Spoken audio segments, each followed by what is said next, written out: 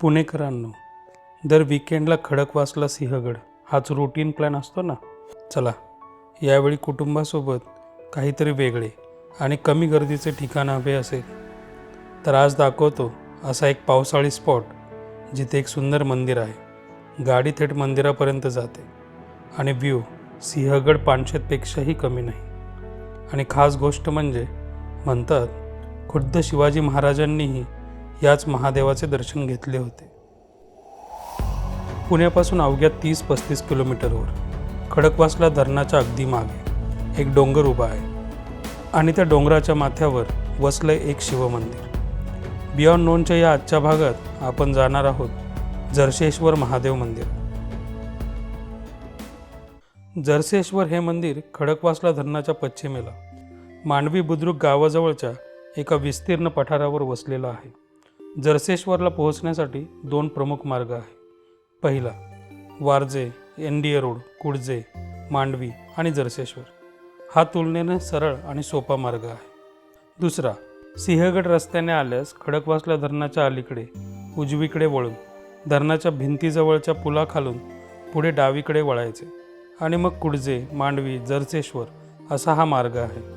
हा रस्ता खडकवासला धरणाच्या अगदी शेजारून जात असल्यामुळे प्रवासात साईडला धरणाचे बॅकवॉटर आणि समोर सिंहगड असे दृश्य सतत सोबत असते. मांडवी गावात पोहोचल्यावर उजव्या साईडला हे काळभैरवाचे मंदिर लागते. या मंदिराच्या पुढे 100 मीटरवर उजवीकडे जरसेश्वरकडे जाणारा घाट रस्ता सुरू होतो.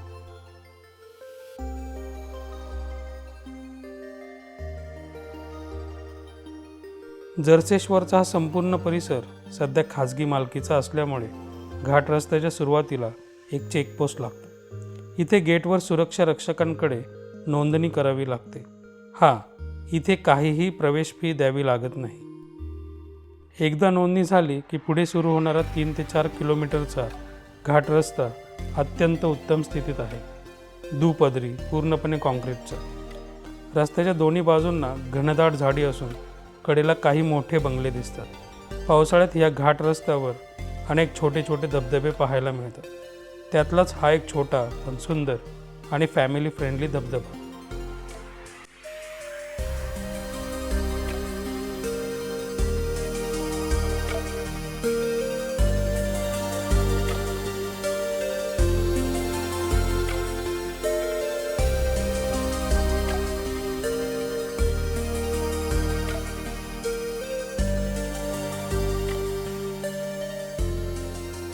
कॉन्क्रीटचा रस्ता संपल्यावर 100 मीटर रस्ता अजून बनलेला नाही. त्यामुळे पावसाळ्यात अनेक वेळा गाडी इथेच पार्क करून तुम्ही चालत अगदी सहजपणे मंदिर परिसरात जाऊ शकता. हा संपूर्ण परिसर डोंगर माथ्यावरचं एक सपाट पठार असून इथे 15 ते 20 घरांची एक छोटी वस्तीही आहे. इथे पोहोचल्यावर सर्वात प्रथम लक्ष जाते ते या भव्य नंदी महाराजांकडे.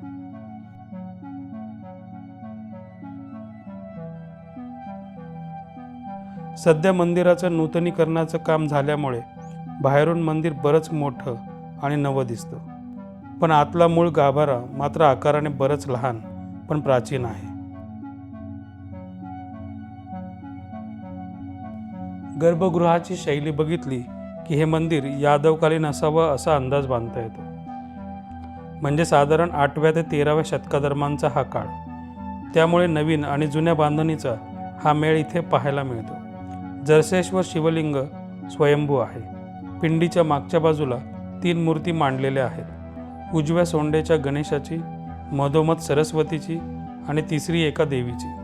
मंदिराच्या गाभाऱ्याबाहेर गणपती, भैरोबा, हनुमान आणि देवीच्या मूर्ती स्थानापन्न आहेत. नवीन सभामंडपात देवी देवतांच्या अतिशय सुंदर अशा पेंटिंग्स बनवलेल्या आहेत. याच पेंटिंगमध्ये एक शिवाजी महाराजांची पेंटिंग आणि त्या खालचा माहिती फलक या मंदिराचे इतिहासातले महत्त्व सांगतो. ते असे: जेव्हा शिवाजी महाराजांनी लाल महालात शाहिस्तेखानांची बोटे कापून सिंहगडाच्या दिशेने धूम ठोकली तेव्हा त्यांनी आधी समोर असलेल्या याच जरसेश्वराचे दर्शन घेतले होते.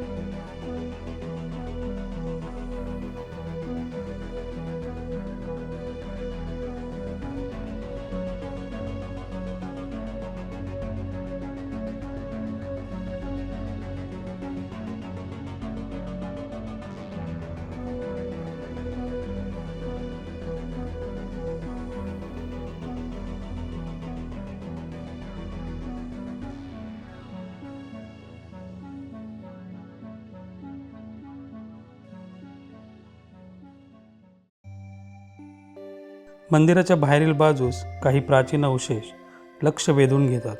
काही शिवलिंग, विरगळ, नंदींच्या मूर्ती आणि इतर ओबडधोबड मूर्तीचे तुकडे इथे पडलेले दिसतात. याचबरोबर दगडात खोदलेलं एक पाण्याचं टाकही आवारात आहे. हे सगळं अवशेष बघितले की हा परिसर खरोखरच पुरातन असल्याची खात्री पडते.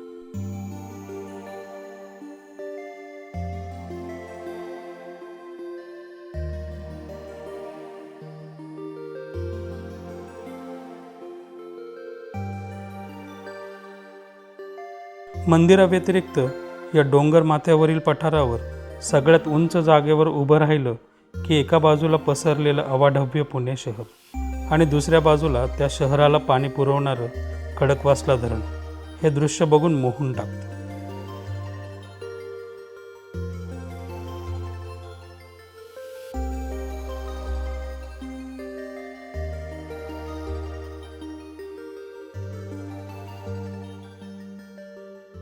पुण्याजवळ असूनही अजूनही तुलनेने अपरिचित राहिलेले हे ठिकाण जरसेश्वर महादेव. इतिहासाची पुसटती झालर, यादवकालीन स्थापत्य आणि सिंहगड, राजगड, तोरणा, पुरंदर या 4 गडांचं एकत्र दर्शन घडवणारा हा नजारा.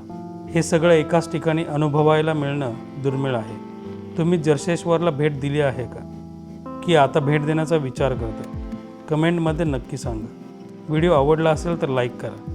चॅनलला सबस्क्राईब करायला विसरू नका, कारण अशीच पुण्याजवळची अपरिचित मंदिरं आणि गडकोट आम्ही घेऊन येत राहणार आहोत. तर चला परत भेटू पुढच्या भागात. तोपर्यंत जय शिवाजी, जय भवानी. धन्यवाद.